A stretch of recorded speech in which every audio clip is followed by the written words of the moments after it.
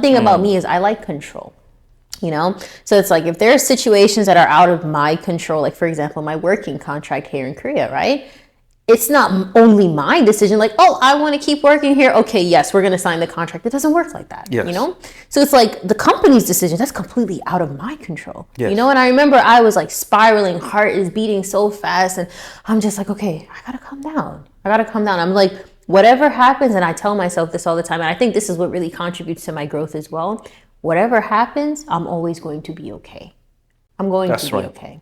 You know, and it's something that you told me as well too. You know, regarding my situation, and you told me that like to take some time. You know, don't give yourself a timeline. And when you said that, I was just like, oh, this man is a genius. Don't give yourself a timeline. And it's crazy because it's like subconsciously, right? The reason why my growth was so like stagnant in the past is because I kept giving myself a timeline. It's like, okay, I have to do X, Y, and Z by the end of November. And it's like the end of November is approaching. It's like, oh my God, like I'm not even 50%. Like, oh, and I'm panicking. And it's just like, yo, take your time, you know? Don't give yourself a timeline. When you give yourself a timeline, especially on something that is out of your control. Crisis. It's a crisis, you know? And after you told me that, I was like, wait a second. That's why I feel like it's the end of the world right now, because I gave myself a timeline, you know?